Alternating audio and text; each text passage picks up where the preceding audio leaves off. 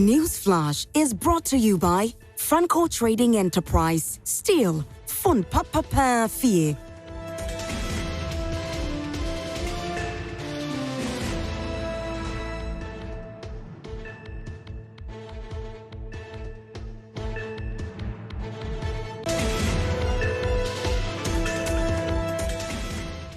You're still watching Prime Morning, and this segment is proudly brought to you by Franco Trading Enterprise. The segment is a news flash segment where we delve into issues that are pertaining in our society.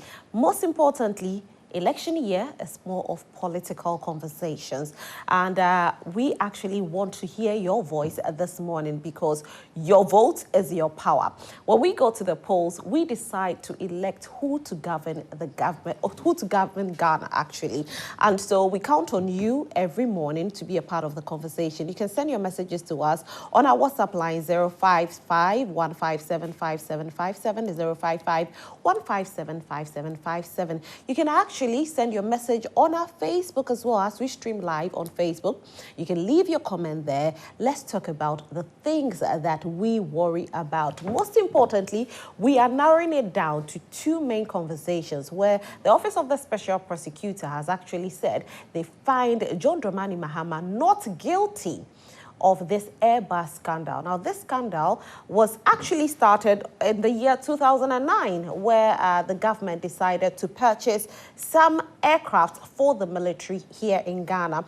And so Airbus actually contacted Ghana, where they were supposed to acquire C-295 aircraft for Ghana's military. During this, some findings were made that John Dramani Mahama's brother, who was in the person of Samuel Mahama, was an intermediary. Hence, when government changed, they said that there was some fraudulent act in there, there was conflict of interest, and so investigations ought to proceed. So we find whoever is government official one responsible. Now, the Office of the Special Prosecutor did come out to say that government official one was John Dramani Mahama. However, in the findings, they didn't find him guilty as people perceived it to be. We are talking about that. And also, we'll look at the NPP and the NDC talking about how they will win the elections on December 7th. Now, Brian Champon, who is on the ticket of the NPP, has said that they will win by hook or crook because they know how to win elections. They have malams, they have pastors, they have traditionalists, and so they are not going to lose at all. They will win. And also, he said that when you look at the record of the NPP knows how to win elections. Now, NDC came out to counter that and said that, nope, whether the NPP likes it or not, they will hand over power to the NDC because the people of Ghana are voting massively for the NDC. And when they come to power, they will make sure that Brian Champon is investigated. And if found guilty, he will definitely be prosecuted. We need to hear your voice this morning. Let me quickly read what the newspapers have for us, and then we'll delve into our topics for this morning.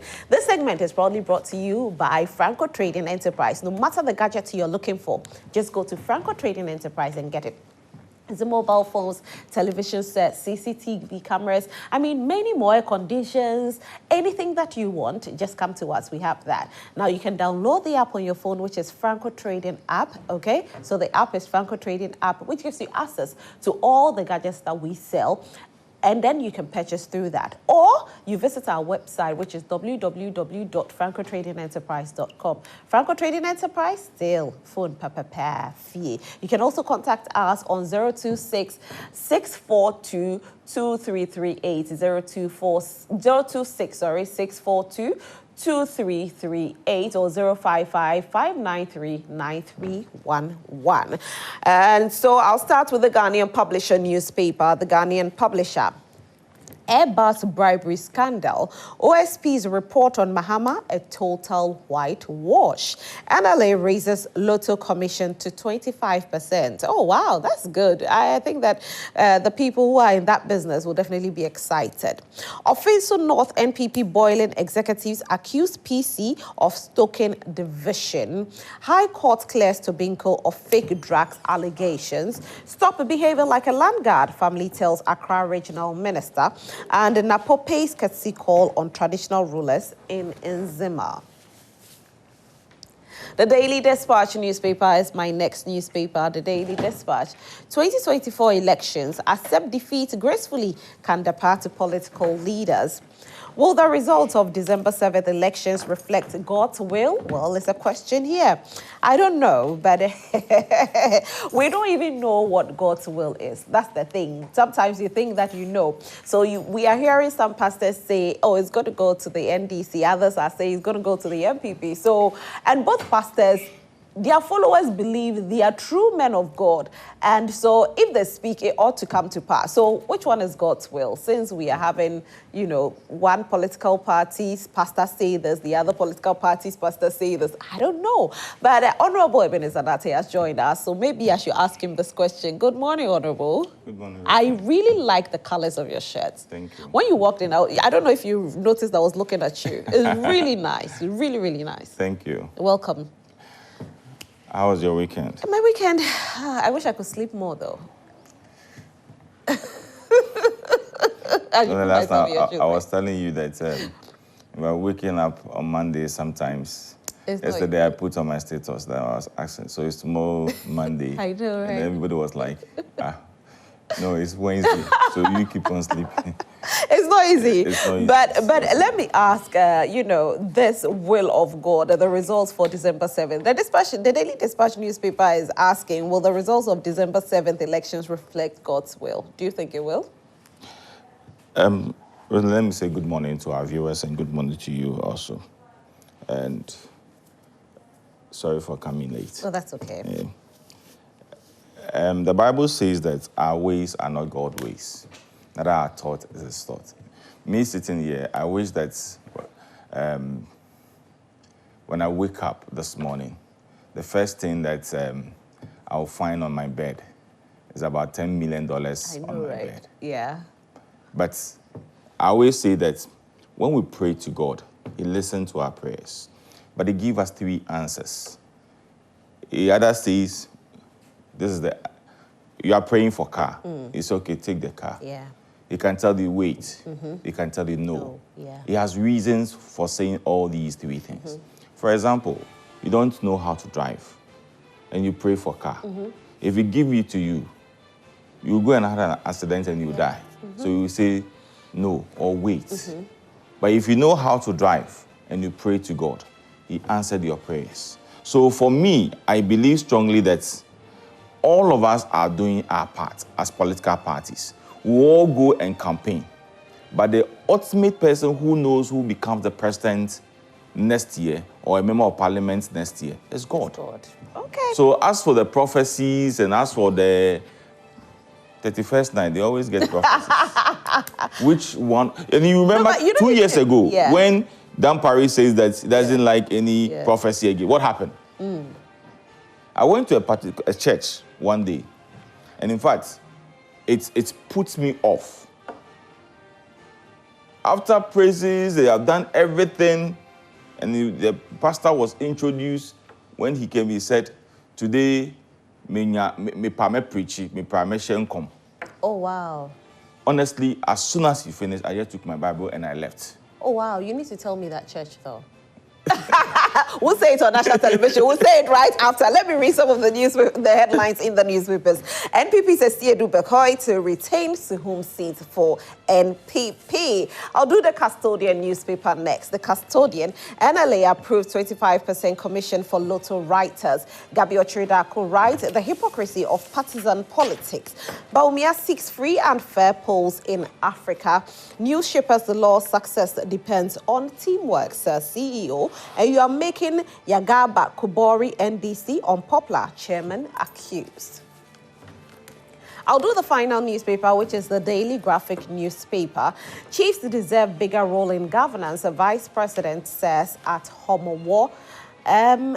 Chief, I don't understand this one. Chiefs deserve a bigger role in governance. I thought chiefs were supposed to stay out of governance in order to have a free and fair ruling, because for chiefs, the people that they actually are overlord of, they are in all political parties. And so if you give chiefs an opportunity in governance, then what happens is that these chiefs become biased. And so now they'll have to be campaigning for a special political party just because they gave them a role in governance. And it could bring some sort of misunderstanding or division in their areas that they rule. So I don't understand this, and I wish I could understand it better. Sometimes I wish that I could have the vice president and have a one-on-one conversation with him so he can break down some of the things that he says to people. Cocoa Board invests 942 million Ghana cedis on farms and chief executive officer says so. Okay, so 942 million Ghana cedis has been invested by Cocoa Board on farms. And John Dramani Mahama says it's pleasant to be vindicated. Okay, so he says he's finally been vindicated of this whole Airbus scandal. But as he says that, let's not forget that the NPP is saying that nope. It's not been a free and fair one. And the AG is saying that he will continue with continue from where the OSP left on. Philemon La has joined us this morning and he's representing the NDC. Hi, Philemon. Hi, Rosalind. How are you? Very well, thank you. How is campaign? We are heeding to the call of our candidate, President Mahama. We are going to every door. We are knocking on every door, going to every village, every community. We are spreading the gospel of 24 hours. We are spreading the gospel of better management of the economy. We are talking about how we are going to do away with corruption and hold people to account. Several instances of corruption. The vice president's family, so implicit in the canker of corruption. We shall hold them to task. Okay. We shall hold them to task. The precedent that a president or a former president and his family can be investigated on corruption has been set. We shall do the same on Nanado and his daughters. For the $34 million contract they have been awarded, a flimsy, lazy excuse of replacement of spare $34 million. The president's daughters. All right. We will investigate them. Okay. We'll investigate them. Ghana is sweet, so Ghana is sweet. We'll start. Somebody once told me that if you want to enjoy power, if you want to control the world or be a part of the people that control, be a part of governance, then you enjoy it. But for those of us who are floating voters, those of us who don't want to join any political party or come into governance, we go suffer. Now, talking about the Airbus scandal, I want to hear your voice this morning, though. You are very, very, important to us. We hold you dear to our hearts, so send in your messages to us. Let's talk about this whole Airbus scandal. Now, maybe I should give you a bit of brief on the Airbus scandal. In 2009, Airbus contacted Ghana, or there was actually a conversation between Airbus and Ghana on purchase of some aircraft for Ghana military. Now, it's C95, that's what it's called. And in the investigation was noticed that there was an intermediary. And this intermediary was in the person of Samuel Mahama, where we call Government Official 5. Then there was the Government Official 1, where we just got to know by the Office of the Special Prosecutor that is John Dramani Mahama. Investigations commenced when the NPP took over power. Now, in 2011, August 2011, there was a purchase of 2 of these aircrafts for Ghana military. Now, in 2000, when did you start your investigations? In 2018, right? That's when the investigation started. So, yeah, the investigation started. We were all wondering who Government Official 1 was. We know who Government Official 1 is.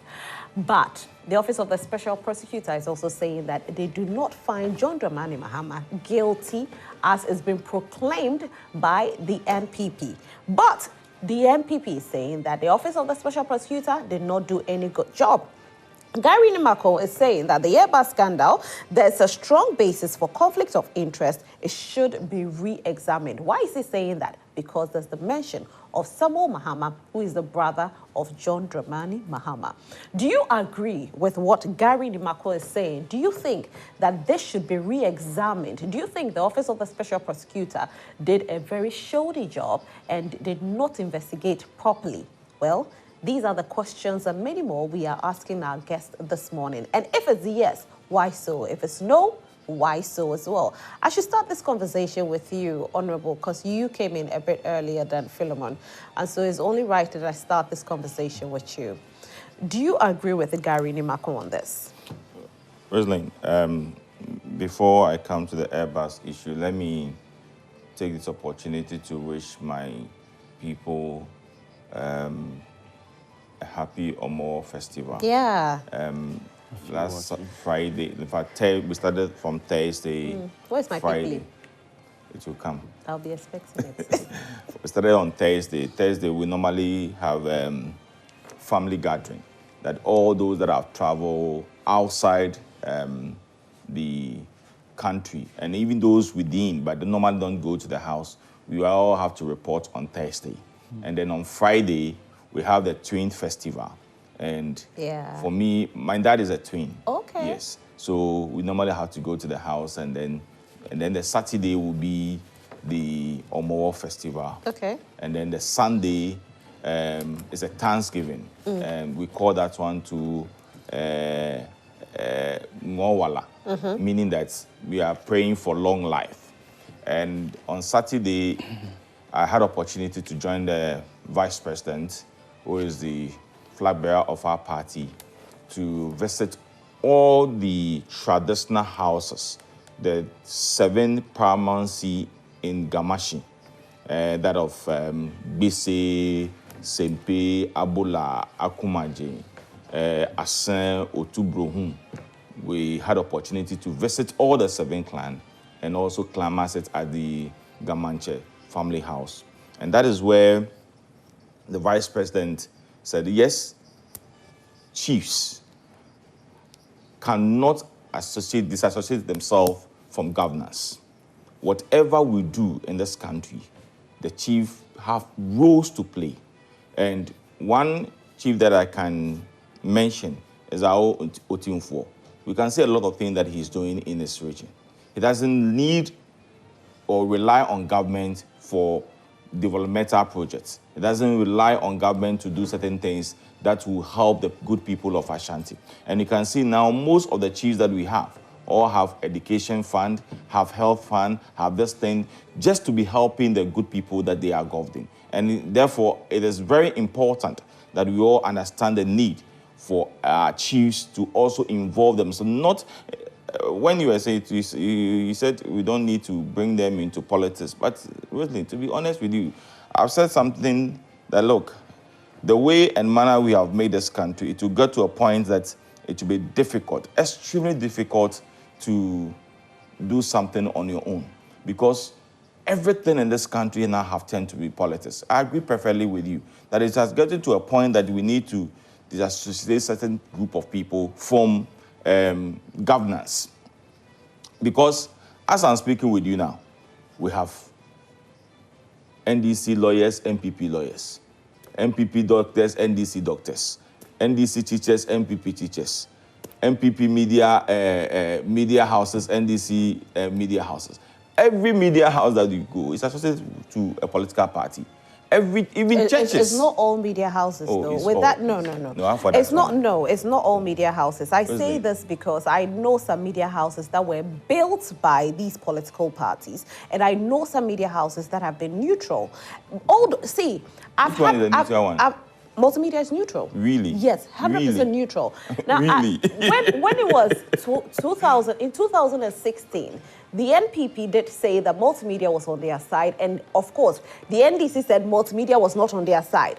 When you came to power and multimedia started criticizing you, the NPP, you felt that multimedia is not on your side. Why did you mention multimedia? I've not mentioned any. No, I am mentioning multimedia because I work with multimedia. So it means that it might be that the owner is not. I mean, you can't see him or her as branded this political party. But, I mean, it's obvious. It's not obvious. Oh, we will criticize when we have to. Please. That we will. We won't keep quiet. As a are media house, we are friends the media. No political party will be able to intimidate us, and that is we are friends the media. We are friends the media. Free and fair and fearless, and so we are fearless and we speak to facts. Some media houses are fearful; they will not speak to facts. Multimedia, if you are wrong, will tell you in your face. NPP will tell you your face. NDC will tell you your face. This is multimedia.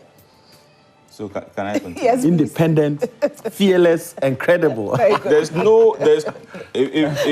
that is that is how you say, because that's where you work. So you have no choice than to say what you are saying. That is what it is. But for me, sitting at back, I don't see it that way, honestly and sincerely speaking. And just as we even initially talked about pastors, and you see, it is not helping us as a country. To be honest with you, somebody was telling me that there's a particular constituency that if there's a change of government, currently as I'm speaking with you, all the public toilets that they have is being managed by the MPP. If the unforeseen happens, which is to be extremely difficult, and it happens, then the next day, the MPP people will just collect the toilet keys and then go and hand over to the NDC. Why should it be so? And I was telling you, to get to a point, if somebody is sitting at the public toilet and is an MPP person, and somebody is is an NDC money chain. So it should get to a point that we should understand that, look, it is not always about politics, but it's about governance, it's about how we can move our country. That's the most important thing that we need to do. Rosalind, on the issue of Airbus, let's ask ourselves what brought this issue of Airbus. When we came to power in 2017, in 2018, Nanado appointed Martin Amidu as a special prosecutor.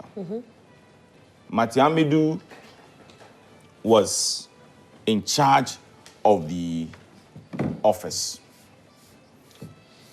Before that, he has raised an issue against John Mahama before even the 2016 election. That when they purchased this Airbus issue, this Airbus, the president then, may he so rest in peace, Professor Moss, called for investigation against John Mahama. That he believed, and this is the words of Martin Amidu, believed that John Mahama have hands in the purchase of the Airbus. So when he got opportunity as a special prosecutor, they started to investigate the issue. Then in 2018, 2019, later part of 2019, he resigned. Kisea Jabe decided to continue on with the investigation of Martin Amidu. He has come out to say that, yes, the person that we are all looking for. Let me ask you this. Is it Kisea Jabe who decided, or it was the government that decided? It's a petition that was sent. Good. So it wasn't just his decision. It was the NPP government petitioned Kisea Jabe to go ahead with the investigation. NPP petition? It wasn't NPP government? No, which MPP? I said government. I said the NPP government petitioned Kisea Jabe. Why do you say MPP government petition? That's what it was. It's a petition. So if today there's an issue in a petition of the president, it's an MPP government. Yes. Is that what they are saying? Yes. Oh, really? Yes, because you're part of the NPP. So oh, really? But as you said here, do you know anything that you say or do represents the NPP? So whatever. Thank you very much. So whatever anybody say on Joy Prime, whatever anybody say on Joy News, then the person is an NDC person. Do you agree to that? No. So why don't you agree to that one? Because you sit here in the capacity of... So the person also sit there in the capacity as a Joy multimedia person. Yeah. Yes. So if the person says something against government, meaning that it's a responsibility, and then the judge is multimedia have asked the person to say that. And the person is an NDC person. No. You agree that? You continue, but it's not so, but you continue. All right, we'll continue. So it is not MPP government. Because if you say MPP government, it means that you are not part of Ghana, right? That's what we want me to understand. How? So the government is only for MPP people, from what you are saying. No, that's why I classified it. I didn't say the government. I said the MPP government. There's MPP government, and there's the NDC. If they come to power, there'll be NDC government. But let's continue, though. And he decided to do his investigation. he has come out to say that, yes, the one that we are all looking for as to who, because I remember at that time when all the accusation was pointed out to John Mahama as the one being government official one, then this said, no, he's not the one. Now it is clear that, yes, he was the government official one person. And that even though is the government official one person, he's not, or he has not involved himself in any bribery scandal. When you read Kisa Jabin's report, and you read what Martin Amidu also wrote, you can see there are some differences. Martin gave instances and where all these things started. Kisi has come out to say that, yes, in as much that there is some investigation and that many names were mentioned, yes, we admit that Adams Mahama is brother of, how do you call it, John Mahama. Maybe he uses his position as a brother of John Mahama to enable him get, how do you call it, these contracts. So for me, I think that, yes, we have found the lost sheep. It is not clear to all of us. And the NDC have admitted, because I have listened to a lot of NDCs, including John Mahama himself even this morning, that yes, he has been vindicated. But at the time that he was being labeled as government official one, they said, no, it's not John Mahama. So now it is clear that it's John Mahama. Okay. If indeed it is clear that he's John Mahama, just as Martin said in his report, that look, then there's a need for us to do more investigation about it, to know whether, in as much that Kisa Jabin is saying that he has not found any wrongdoing being done by John Mahama, but we have not gotten to the detail of the issue to find out whether indeed there was any, how do you call it, bribery scandal, or there was any inflation of price of anything. We need to do more investigation about it. So for me, fine, that is... Well, Kisi Japin did say that there was no bribery, though. He did mention in his findings. When you read Martin's report, Martin says that, yes, there are certain group of people that involve themselves, and he mentioned Adams Mahama. Yeah. He mentioned the former CPP candidate Abu Sakara and other people. And he's saying that, look, we need to get to the bottom of it. He believed that what Kisi have said, that is Kisi's point of view. But from what he did and where he got into, he believed that there's more to it than what Kisi have said. Okay. And therefore, there's a need for us to go through it again. We'll go through it and then we'll see. Okay, all right. Philemon. Yeah, Rosalind, first of all, I must say good morning to the people of this country and to give an assurance that we, the NDC, feel the pain that they feel. We feel the difficulty of the economy. We know that cement prices are high. We know that the price of goods and services are high. We know that fuel prices are high. Even to get money from the bank, exchange rate, we understand. That is why President Mahama is promising that under his leadership, by the grace of God and the will of the Ghanaian people, there will be betterment. First of all, let me start by attacking a few points he made. First of all, he seeks to rely on the words of Martin Amidu as basis of his argument, the words of Martin Amidu. Let us remember that the same Martin Amidu has described Nanadu and his government as the mother serpents of corruption. That means the debate is final. He agrees that the description by Martin Amidu that President Akufo-Addo, Alhaji Bawumia are the mother serpents of corruption is true. That must be established. Now, on the issue of Airbus, His Excellency the President, I think in the 2018 or 2017 GBA conference, President Akufo-Addo at the Bar conference made a categorical call to the OSP to investigate President Mahama on the issues of the Airbus scandal. So it was a direct call by the government. So you're not right, you're not wrong, Rosalind. Rosalind, when you say the government initiated or activated the corruption inquiry into the affairs of Airbus and seeking to paint President Mahama bad, it is true, the government did that. The government I didn't say seeking to paint him. No, I'm just the fact they instigated it. Okay. So the fact of the matter is that the government has been looking out for an opportunity to paint President Mahama black.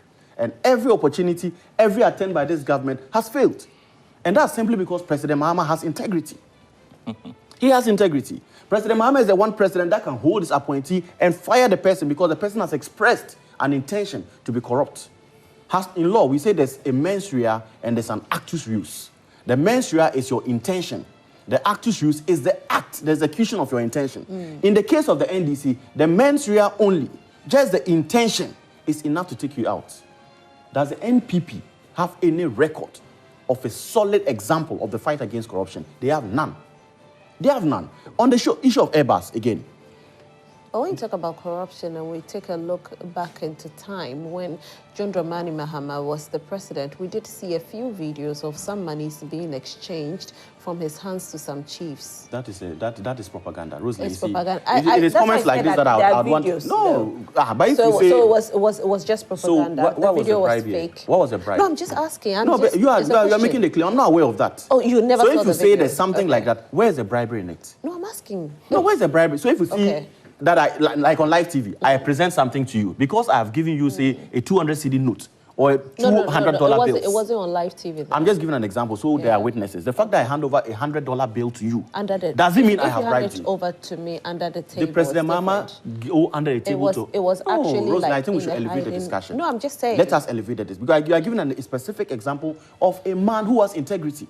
Unless you have any example that impugns the integrity of President Mahama, don't give this example. No, I'm not impugning. No, when you say this, then you must want to impugn the integrity of President Mahama. No, I'm not doing that. So you are not. If you are not impugning then let's proceed. Integrity, actually, I hope it's very, very credible. Exactly. So please, I'm just saying that, just clear that so that people who are watching at home will not think that, oh, this and that. Do you understand? I am not aware of that example. If you have the video, you can play for viewers to see. No. But President Mahama doesn't believe in corruption. In fact, President Mahama has boldly stated that 3 years has expired since he was president. If there's any example of corruption, President Akufo-Addo and your government attack me, take me to court. He has said that himself publicly. Have they been able to? Have they been able to? No. The fact of the matter is that under Airbus has a corporate policy. If they realize that you have an association with anybody, you are politically exposed, they will end dealings with you. And as soon as Airbus realized that Foster Adam Mahama is related to the president of Ghana, the vice president at the time, they terminated their contract with him. Do you know that? You do know that? So Foster was not even working with Airbus, let alone using his influence to peddle influence to his favor. I listened to one of your former staff, who I think is still close to your station, Manasseh Azuri, over the last few days. Manasseh said something that was very, very instructive.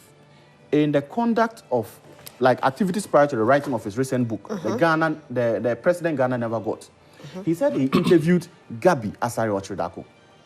We all know that Gabi is regarded as the Prime Minister of Ghana.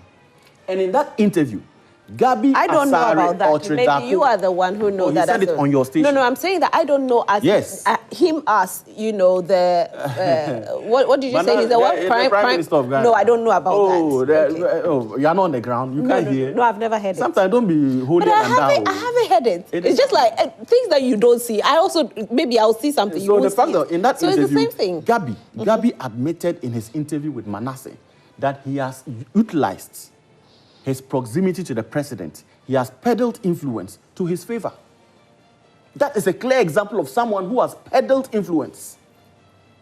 Peddled influence. He wrote, at least there's a specific example of Gabi writing a letter to some top bank manager.